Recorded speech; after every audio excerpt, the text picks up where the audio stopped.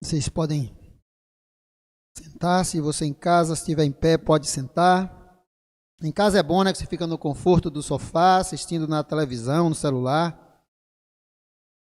Irmãos, nós estamos, como eu disse, estudando hoje a Parashá Emor. Ela está no livro de Vaikra, Levítico, capítulo 21, a partir do versículo 1 até o capítulo 24, versículo 23. A Haftará está no profeta Ezequiel e Lucas, capítulo 5 e 6. Hoje, a Parashá Emor significa fala, né? Quando Adonai manda Moisés falar aos sacerdotes.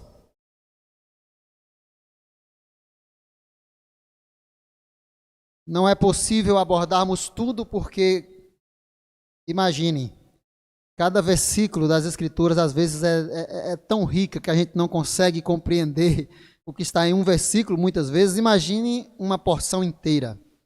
É muita coisa importante escrita ali e não temos como abordar tudo, mas nós vamos fazer algumas reflexões. E hoje também me chamou muita atenção, às vezes tem textos que você lê a vida inteira e nunca lhe chama muita atenção, um dado dia você está lendo e aí surge algo novo na sua mente. E aconteceu isso ontem com a leitura dessa porção da Brit Hadashah, do Novo Testamento, quando nesse discurso fantástico de Yeshua. Eu vou falar um pouquinho disso hoje. Ainda para quem está entrando agora, nós somos a congregação Moreste Yeshua daqui de Salvador, Bahia. Estamos ainda nos reunindo, reunião à distância, né? Reunião virtual. Devido à situação que o país vive, por questão de segurança, nós optamos, independentemente de decreto de governo, a só vir aqui o mínimo necessário para que possamos fazer a transmissão pela internet, para poupar a vida das pessoas. Nós não podemos brincar com coisas ruins, temos que respeitar. Assim que voltar ao normal, nós estaremos avisando a todos. Essa Parashá, fazendo um breve resumo, ela aborda como os Kohanim, os sacerdotes, deveriam lidar com as ofertas e os dízimos do povo. Nós vemos que é preciso muita responsabilidade ao lidar com bens que as pessoas trazem, com coisas que as pessoas trazem. Adonai diz, isso aqui, se porventura alguém vier a me ouvir depois e lida de forma errada com isso, tome cuidado. Adonai diz na sua palavra, a Torá, ela diz que você não pode trazer como oferta algo que é preço de cão, ou seja, um exemplo, você tem significados mais profundos nisso, mas o literal, vamos no Peshat, o literal. Se você vende um cão, um cachorro, esse dinheiro não serve para dar de oferta ao Eterno. Pelo menos era assim quando o sacerdócio estava em funcionamento, quando o templo estava em funcionamento, o tabernáculo. Não pode, de valor de preço de cão, porque ali era o quê? Você estava pegando um animal que era impuro e levando como oferta. Não era em sacrifício, mas o valor estava sendo levado em oferta. Não era aceito. Está claro lá. Dinheiro adquirido com prostituição. Algumas traduções colocam como rameira, né? Tem umas traduções de João Ferreira de Almeida que está lá, rameira, é prostituta. Dinheiro adquirido com prostituição. Você não serve para Adonai de oferta. A mesma coisa, você que é líder religioso, se porventura você recebe ofertas, dízimo do seu povo, da sua congregação, e usa isso a seu bel prazer, não presta conta, não faz nada, usa seu bel prazer para passeios, viagens, o povo não sabe de nada do que é feito com aquilo que eles trazem, você está cometendo um pecado, isso é sério, você está fazendo, o dinheiro vem como puro e você impurifica, você que está sendo a prostituta, desculpa a palavra. Mas a prostituta aqui está sendo você, que pega o dinheiro daqueles que trazem com a intenção boa para o serviço, para as coisas puras de uma congregação, e você usa ao seu bel prazer para viagens, para passeio, enriquecer, seja lá o que for. Me perdoe a dureza, mas a prostituta aí está sendo você, não é o povo, o valor que está vindo ali. Cuidado com isso. Nós não devemos brincar com coisas santas. Então, aqui é muito claro, as ofertas, ela tinha que ser tratada com todo o respeito, cada coisa para o seu ponto. Eu não estou dizendo aqui que o líder religioso, que ele não viva daquilo. Sim, muitos vivem, e é normal, a Bíblia também orienta isso. Tem pessoas que não, por escolha, tem outros que precisam daquilo ali, não tem nada de errado, mas as coisas têm que ser lícitas. Tem que ser do conhecimento da comunidade, tem que passar por, tem que ter controle, tem que ser prestado conta, tudo tem que ser correto. Se não é assim, entra pecado. Você prostitui aquilo que é puro. Você profana aquilo que é santo.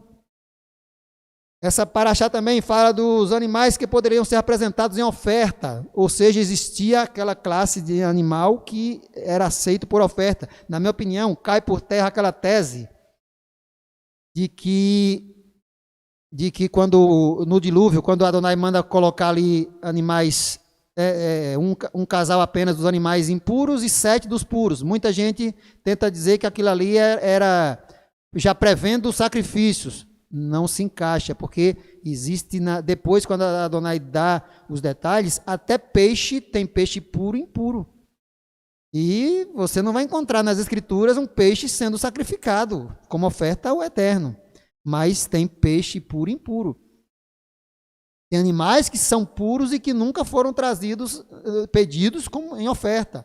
Então, na minha opinião, cai por terra essa tese de que aquilo ali no dilúvio já era visando o sacrifício. É porque, de fato, o Criador criou assim, animais puros e impuros. Em seguida, o famoso Levítico 23, que fala das solenidades, das festas de Adonai. A lâmpada contínua, a luz contínua, o Ner Tamid, aborda também essa questão. Os pães da proposição, que era 2 fileiras, 6 pães de cada lado naquela mesa, que na minha opinião simboliza a árvore da vida, que produz 12 frutos por ano. E tanto na visão de Ezequiel quanto de João do Apocalipse, ele via de ambas as margens do rio. Ou seja, certamente 6 de cada lado. Isso aqui certamente simboliza a árvore da vida, que não pode até hoje ser comida por nós. Só quando Yeshua retornar, que nos dará direito novamente a ter acesso a ela. Mas Adonai dava aqueles pães simbolizando isso. Ao sacerdote que representava a humanidade, tendo o direito de comer daqueles pães. Eu acredito nisso. E a paraxá encerra falando sobre a pena do pecado de blasfêmia, aquele homem que blasfemou o nome de Adonai e foi condenado à morte. Vamos abordar rapidamente, que eu tenho pouco tempo, me estendi muito hoje em outros pontos. Vaikra, Levítico, capítulo 21, versículo 5, diz o seguinte: como não dá para abordar tudo, eu vou abordar alguns pontos que me chamou mais a atenção, e os irmãos que quiserem em casa, você pode se aprofundar mais na leitura da porção. Esse texto fala sobre calva, não fazer calva na cabeça. Levítico 21, 5. Não farão, o sacerdote, não fará calva na sua cabeça, ou não rapará a sua cabeça de modo arredondado, algumas traduções traz assim, e não raparão as extremidades da sua barba, nem darão golpes na sua carne. Irmãos, algumas traduções bíblicas, como por exemplo essa que eu acabei de ler, é a Almeida Revista e Corrigida. Se você pegar a Bíblia judaica, a Torá, você vai ver que é muito parecido. Não muda nada, o sentido é o mesmo. Muda algumas palavras, mas o sentido é o mesmo. Mas algumas traduções às vezes esclarecem um pouco mais. A versão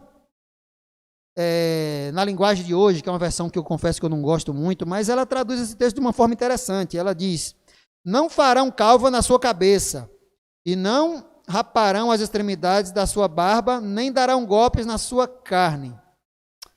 Perdão, eu li a anterior. Na linguagem de hoje diz assim: o sacerdote não pode rapar a cabeça, aparar a barba ou cortar-se em sinal de luto. Ela acrescenta esse detalhe no final, em sinal de luto. Por que eles estão traduzindo dessa forma? Porque, de fato, o texto aqui está ligado à questão do luto. O sacerdote não podia fazer calva na cabeça, aquela chamada de tonsura, extrema tonsura, santa tonsura, prima tonsura, né, que alguns, se eu não me engano, eu acho que os bispos de um movimento católico, eu não sei exatamente qual, até hoje faz isso ainda, é chamado de prima tonsura, a primeira tonsura, quando eles eram declarados ali, consagrados, eles faziam essa prima tonsura. É algo que a Torá proíbe para os sacerdotes. Que é aquela parece um quipá natural, né? Aquela coisa na cabeça. É proibido. Porque era em sinal de luto.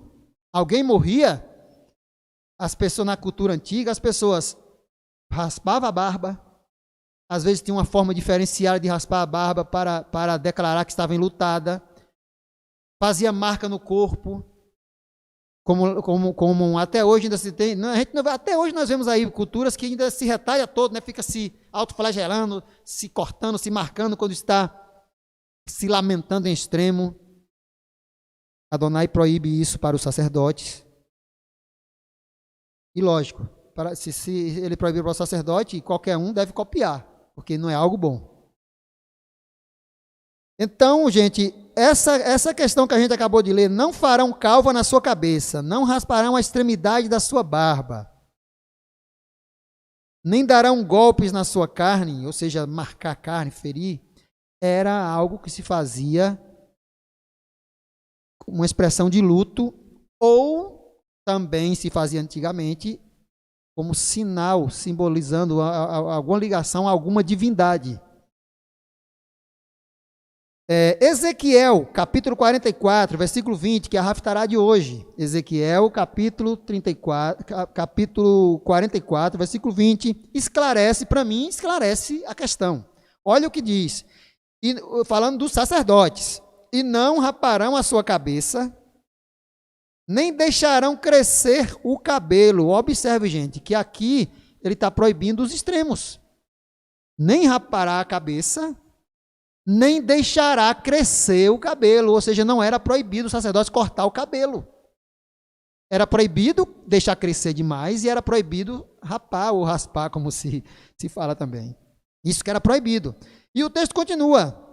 Antes, como convém, tosquearão a sua cabeça, ou seja, cortarão o seu cabelo.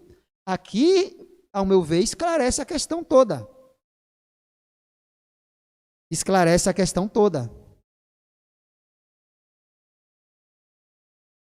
Não era proibido cortar. Era proibido deixar crescer demais e rapar.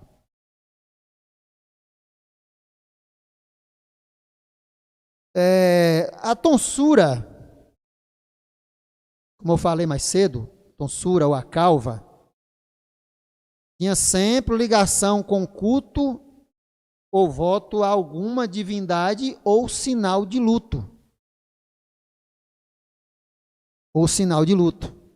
Para Francisco, Manuel e Lucas, esses dois rapazes, eles se comunicam por sinais porque eles são mudos. Falaram comigo essa semana, sejam muito bem-vindos.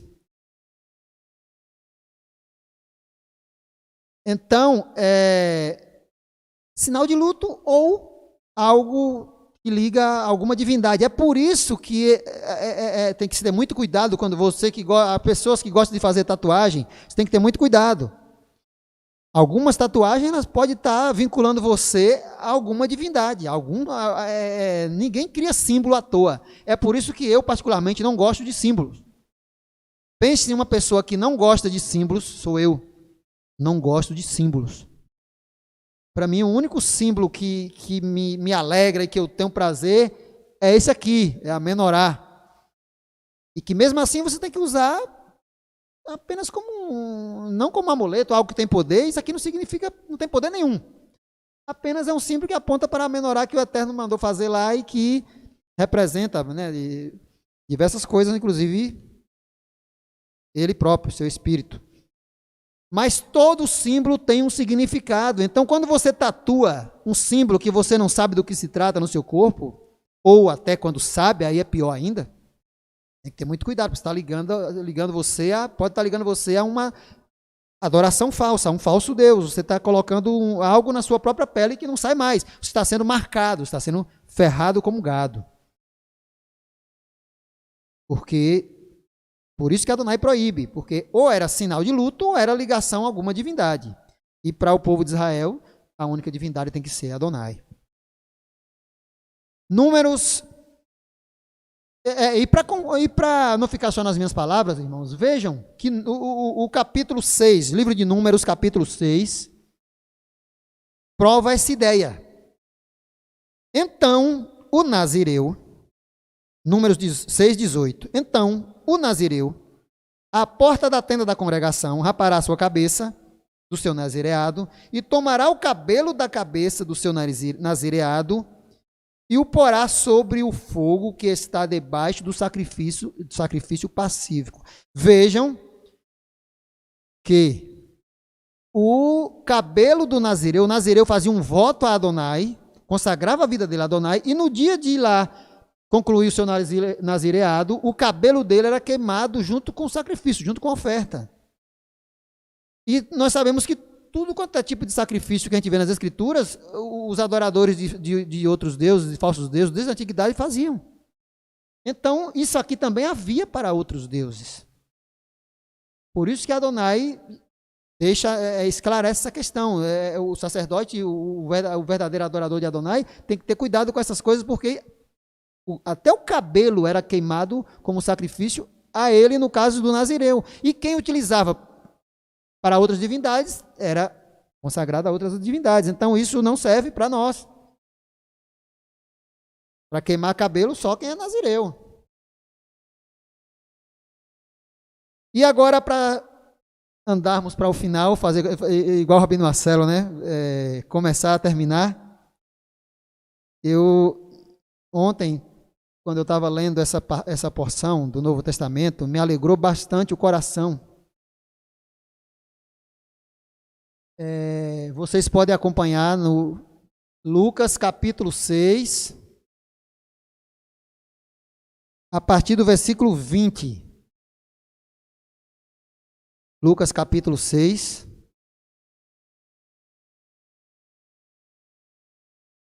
É ele que está dando um sinal para você, não é isso? É ele? É você? Quem faz os sinais é você, né? Pronto. Lucas capítulo 6, a partir do versículo 20. E Yeshua falando ali, né, as bem-aventuranças, Yeshua diz, o texto diz, ou melhor dizendo, e levantando ele os olhos, no caso Yeshua, para os seus discípulos, dizia, bem-aventurados vós, os pobres, porque vosso é o reino de Deus. O que é que Yeshua está dizendo aqui? Bem-aventurados os pobres, porque vosso é o reino de Deus. Nós vemos hoje no mundo, por exemplo, sempre foi assim, mas hoje a gente está vendo isso em grande escala, os pobres sofrendo amarguras terríveis, os pobres desempregados passando fome, pessoas que tiveram que sair de suas casas porque não podia pagar mais aluguel e ir morar na rua. E Yeshua está dizendo aqui, hoje vocês estão sofrendo, passando amargura, chorando, mas o reino de Deus é vosso. Ou seja, hoje vocês não têm nada, no futuro vocês terão tudo. Porque o reino pertencerá a vocês. Gente, isso é muito bom. Isso é acalentador para a pessoa que hoje sofre, passa fome, angústia, mas tem uma aliança com o Criador, tem Yeshua como seu Messias. Vai chegar um momento que o reino vai pertencer a elas. E quem tem o reino tem tudo. Vai acabar o sofrimento, a dor, o choro. É o cumprimento daquilo que Isaías diz, que o Senhor tirará dos olhos toda lágrima. Ou seja, Yeshua está falando dentro da Torá, da instrução. 21, versículo 21, Lucas 6, 21. Bem-aventurados vós que agora tendes fome, porque sereis fartos. Bem-aventurados vós que agora chorais, porque haveis de rir. Ou seja, tudo que causa sofrimento hoje, as pessoas que hoje sofrem amargura, e a maioria das pessoas que choram, que sofrem, que passa por angústia, sofre por causa de opressões que são criadas por outras pessoas. Aqueles que riem, aqueles que estão em cima das riquezas, aqueles que são dono de tudo, aqueles que usam as pessoas como mercadoria, como moeda de troca. E faz o pobre chorar. O pobre chora por fome, por angústia, por dor, tristeza. Como eu estava falando agora há pouco, imagine a quantidade de pessoas que têm morrido por causa de orgulho de muitos, por causa de ganância de muitos. Essas pessoas um dia vão sorrir. Mas esses que estão enriquecendo com as angústias dos outros vão chorar. Porque o Criador é justo. Versículo 22. Bem-aventurados sereis quando os homens vos odiarem, quando vos separarem e vos injuriarem e rejeitarem o vosso nome como mal, por causa do Filho do Homem. Folgai nesse dia e exultai, porque eis que é grande o vosso galardão no céu. Pois assim fizeram seus pais aos profetas. Ou seja, as pessoas que são perseguidas, sofrem, são mal vistas por causa do nome de Yeshua. No passado, os profetas passavam por tudo isso. Agora nós vamos saltar para o versículo 27, capítulo 6, versículo 27 e 28. Mas a vós que ouves, digo, amai os vossos inimigos. Agora, olha, essa parte aqui é minha polêmica, que eu quero falar um pouco sobre isso. Mas a vós que isto ouvis, digo, amai os vossos inimigos. Estranho, né? Já pensou você amar o seu inimigo? Alguém que só quer o seu mal, está querendo o seu mal o tempo todo e você ter que amar? Fazei bem aos que vos odeiam, bendizei os que vos maldizem, e orai pelos que vos caluniam. Gente, será que Yeshua aqui está colocando algo que é impossível de se fazer? Será que Yeshua está trazendo um ensinamento novo? Não. Yeshua está trazendo uma aplicação plena da instrução divina. O problema é a forma equivocada de se entender no mundo ocidental, as Escrituras. Mas vos digo, amai os vossos inimigos. Gente, amar, no sentido bíblico, não é você chegar, abraçar a pessoa, dar um beijo, encher de carinho, só para dizer que gosta, pegar tudo que você tem, dar para ela, deixar a pessoa lhe fazer de bobo, deixar a pessoa lhe enganar o tempo todo, e você está ali o tempo todo deixando, porque diz que tem que perdoar. Gente, não é nada disso, a coisa é diferente. Amar os vossos inimigos, fazer o bem aos que vos odeiam, é você ser justo com a pessoa. Justiça não é a justiça que você cria da sua cabeça. Justiça, biblicamente falando, é a justiça que já foi apresentada pelo Criador, o padrão de justiça que o Criador deu para a humanidade andar. Então, resumindo, o que a Yeshua está dizendo? Se eu tenho um vizinho, por exemplo, que, graças a ele que eu não tenho, um vizinho assim, mas se você tem um vizinho que só quer o seu mal, o seu vizinho está sempre jogando algo no seu quintal para lhe prejudicar, o seu vizinho está sempre fazendo todas as espécies de mal para ver se, porque não gosta de você, tem inveja de você, só quer o seu mal, só quer o seu mal. Se você vê a ovelha desse vizinho perdida, o boi desse vizinho perdido, ou o carro desse vizinho que foi roubado e você viu em algum lugar, qual é o seu dever? Informe. Se você viu o animal desse vizinho que quer o mal, você viu esse animal perdido, e você pode pegar e trazer de volta e entregar, o correto é você fazer isso. Você não está amando esse vizinho do modo ocidental que se pensa, você está amando do modo justo, fazendo o que é correto. Amar verdadeiramente é isso, é você agir com justiça. A pessoa pode ser péssima, horrível com você. Você vai ter que agir dentro do padrão, nós devemos agir dentro do padrão com ela. Se Lorisvaldo fosse meu inimigo e quisesse o meu mal, estava aqui, eu estou aqui sabendo que ele está ali só esperando eu dar um vacilo para ele fazer um mal para mim. Mas aí ele levanta, vai embora e a carteira dele cai ali em cima da cadeira e ele não vê. A minha obrigação, você acha que é o quê? Agora eu vou me vingar dele, vou pegar a carteira dele e vou jogar no lixo. Essa seria a ação correta? Não. A ação correta devia mandar chamar, olha, sua carteira caiu aqui. É dele, não me pertence. Mesmo ele sendo meu inimigo, querendo meu mal, a minha obrigação é devolver. A mesma coisa é com todos os bens dele, é com tudo. O que é que Yeshua está dizendo?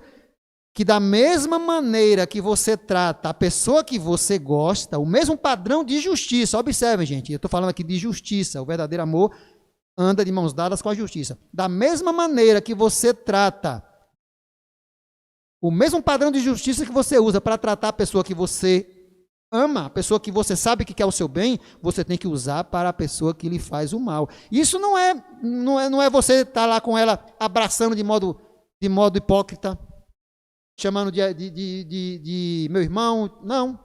Você pode deixar ele lá e você cá. Você não precisa estar andando. O que as escrituras falam que não é possível andar juntos quando não há acordo.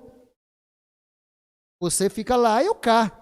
Mas você tem que agir dentro do padrão justo que o Criador deu com essa pessoa, da mesma forma que você trata com alguém que você sabe que quer o seu bem. É isso que Yeshua está dizendo, gente. É isso que Yeshua está dizendo.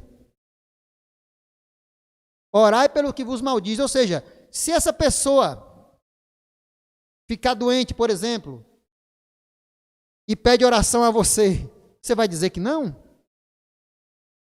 É bom orar, né? Mas só o fato dele estar pedindo, o coração já está quebrantado, né? Mas Yeshua deixa claro aqui que a questão é essa. O centro do que Yeshua está dizendo é isso. Você tem que tratar com a mesma justiça o que quer o seu mal ou o que quer o seu bem. Não importa como ela se comporte você corretamente. É difícil? Confesso que é difícil. Não é fácil não, irmão. É muito difícil, mas esse é o padrão. Nós temos que nos esforçar. Um dia a gente pode não conseguir, no outro a gente pode conseguir e vai aprendendo até conseguir, né? A lei divina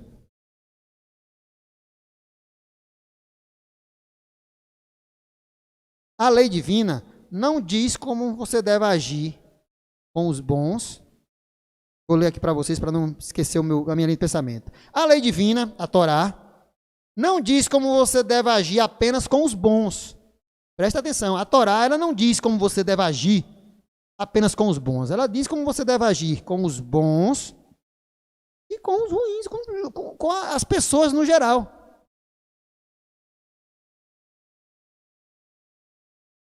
Ela mostra como devemos agir de acordo com cada questão e não com cada indivíduo. Vocês já observaram isso? Que as escrituras da Torá, ela mostra como você agir com as pessoas de acordo com cada questão. Não de acordo com o comportamento da pessoa. Né? A tônica é essa. Se encontrar por exemplo, a Torá fala, se encontrar o jumento do teu inimigo caído debaixo da carga, ajudarás a levantar. Ou seja, se está dizendo que é o inimigo, mais ainda do amigo. Então, a situação não está ligada a quem é a pessoa, mas é a situação. Se o jumento está caído debaixo da carga, ele precisa ser socorrido independentemente de quem seja seu amigo ou seu inimigo. Pois não, Manuel?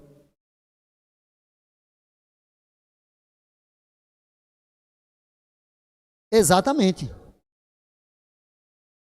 Exatamente. Manuel está dizendo aqui que o que o texto está mostrando é que você não deve agir do jeito que o seu inimigo está agindo contra você. E Manuel está certíssimo.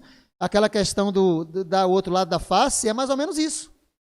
É você não pagar com a mesma moeda, é você não se comportar igual o indivíduo. Nós, por exemplo, no trânsito, o trânsito é um lugar complicado, quem dirige sabe. Nós somos a todo momento tentados a agir da mesma forma. O cara dá uma fechada em você, quando você vem aquela coisa natural do homem, a vontade que dá é de você ir atrás e dar uma fechada também. Não é assim? Mas nós temos que nos adestrar para segurar. Tem hora mesmo que, quantas vezes aí, Loures, aí no trânsito tem que respirar fundo, engolir a saliva e... Calma, abaixa a cabeça aí, leão que está querendo rugir.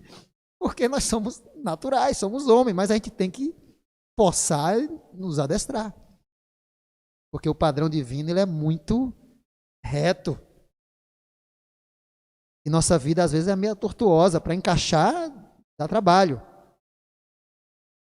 Amar e fazer o bem é agir conforme a ordem pré-estabelecida. Aqui a gente fecha o que Yeshua estava falando. Amar e fazer o bem, que eu citei aqui da palavra de Yeshua, é agir conforme a ordem pré-estabelecida, ou seja, agir de acordo com a instrução divina, de acordo com a Torá. Lucas 6, versículo 32 em diante. E se amardes aos que vos amam, que recompensa tereis? Ou seja, se você for justo, cumprir as escrituras, cumprir o padrão da Torá, só com as pessoas que você gosta, você não está fazendo nada. Porque, como acabei de dizer, a aplicação do padrão bíblico é de acordo com a circunstância e não com a pessoa. Também os pecadores amam os que os amam. Você já viu um bandido, um assaltante, assaltar sua própria mãe? Assaltar o seu próprio filho? Não, né? Então, o bandido, ele é justo com os seus. O bandido, ele é justo com seus familiares. É justo, às vezes, com aqueles amigos bem chegados. Mas ele é justo com o estranho. O que para ele é como inimigo. E Yeshua está dizendo justamente isso aqui, ó. Ser bom com quem é bom para você, ser bom com quem é seu amado, querido, não significa nada. No reino de Deus não vai fazer muita diferença não, porque os bandidos também são, os pecadores também são. Eu quero ver você, Yeshua está dizendo, é você ser justo com aqueles que lhe fazem o mal. Ou seja, o bandido é bandido, mas se ele perdeu um objeto dele e não é seu, você encontrou, você tem que devolver. Eu estou dando só esse exemplo, mas é assim tudo. Não é seu. É o que eu falo sempre aqui, gente. Essas pessoas que se dizem pessoas de bem e chegam na rua, encontram um caminhão tombado e saqueia a carga, se porventura alguém me ouve em algum momento e já fez isso e faz, sabe o que é que você é? Você é um ladrão. Se alguém que me ouve, tem isso na sua cabeça, encontrei um caminhão tombado e eu vou saquear a carga porque o seguro vai pagar mesmo, você é um ladrão, porque aquela carga não lhe pertence.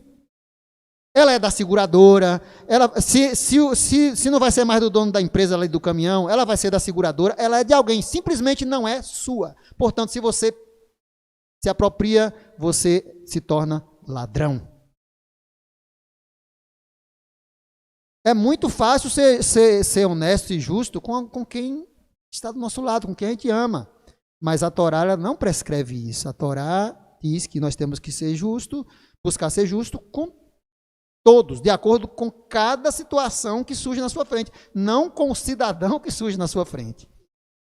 E aí a gente fecha, Yeshua não está criando doutrina nova, Yeshua está aplicando a Torá no mais sublime ponto de vista, na mais sublime interpretação.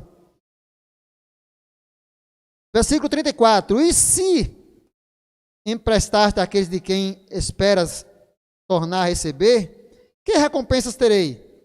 Também os pecadores emprestam aos pecadores, para tornar a receber outro tanto.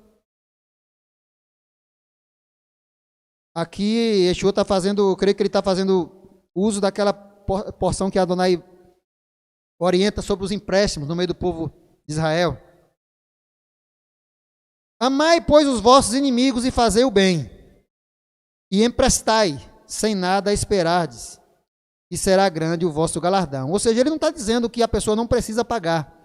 Mas se você tem uma pessoa que chega e pede algo emprestado a você, e você tem condição de emprestar, e aquela pessoa, você vê que ela está sendo verdadeira, está pedindo ali, você vê que tem necessidade, você pode, se ela depois lhe pagar, maravilha. Mas se a gente pode emprestar, não precisa ficar naquela agonia de cobrar, porque se a pessoa não puder pagar.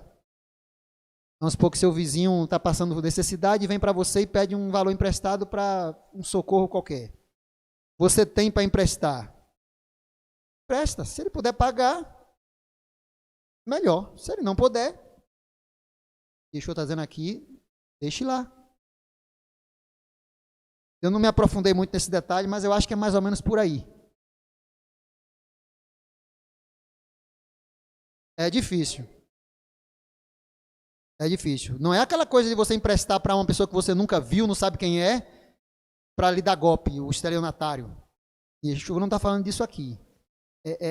Yeshua estava falando para o povo de Israel, pessoas, nunca podemos perder de vista que Yeshua falava para o povo de Israel, que tinha regras específicas, tudo do ponto de vista da Torá. Então não é você chegar para um estelionatário qualquer, me empresta aí R$1.000, esse cara aqui ele empresta a todo mundo, porque ele cumpre a Bíblia, ele vive as escrituras e ele empresta para todo mundo. E aí todo dia ele tira dinheiro de você. Aí é ser bobo.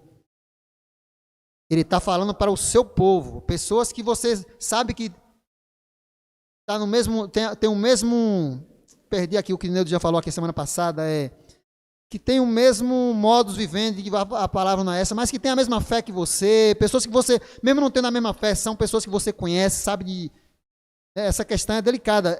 O estranho, a própria Torá fala, o estranho deveria ser emprestado com juro, aquela coisa, porque são pessoas que você não sabe quem são. Pode vir aí no meio o esperto que quer lhe enganar. Eu não vou entrar nesse detalhe, outro dia a gente fala mais sobre isso, porque por causa do nosso tempo já são 12h05, eu já vou encerrar. Amai, pois, os vossos inimigos e fazer o bem, emprestai sem esperar, e será grande o vosso galardão. E sereis filhos do Altíssimo, porque ele é bom até para com os ingratos e maus. Não julgueis e não sereis julgados, não condeneis e não sereis condenados. Soltai e soltar-vos-ão. Irmãos, o que é que Yeshua está dizendo aqui? Não julgueis e não sereis julgados. É uma carta para a impunidade? Não. Ele não está defendendo a impunidade. Apenas Yeshua está dizendo que nós não somos juízes. Você não é juiz para julgar ninguém. Você não é oficial, policial para prender ninguém. Até o policial, quando prende, ele prende por ordem de quê? De uma autoridade maior, não é assim? Do juiz, de alguma autoridade para poder prender. E Yeshua está dizendo aqui, não julgueis para não ser julgado, ou seja, você não é juiz, você não pode julgar ninguém. O máximo que você pode ser é testemunha se você vê algo. E você não pode prender porque você não é oficial, policial.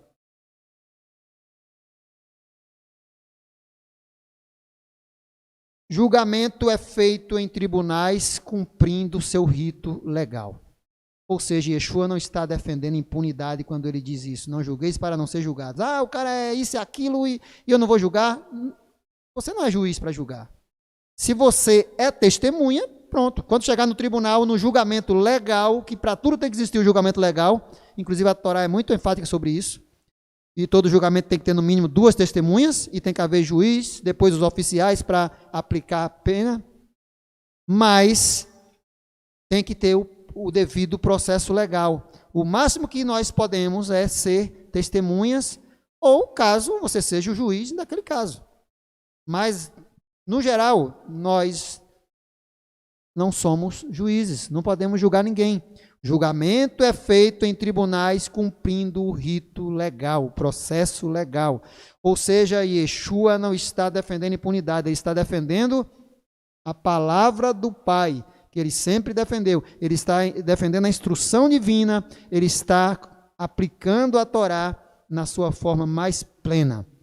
Por isso que Shaul, o famoso apóstolo Paulo, fala muito da Torá do Messias. O que é a Torá do Messias? A Torá do Messias não é uma outra lei, a lei do Messias, que Paulo fala, não é outra lei. É a mesma lei, a mesma Torá, pelo ponto de vista interpretativo do Messias, pela interpretação, aplicação do Messias. Yeshua, quando nós lemos o Novo Testamento com um olhar mais cuidadoso, nós vemos que Yeshua é o maior dos intérpretes. Nunca houve alguém que aplicasse a Torá, a lei de Moisés, de um modo tão pleno e perfeito quanto Yeshua. Por isso que a Torá do Messias, que Paulo fala, a lei do Messias, ela é perfeita.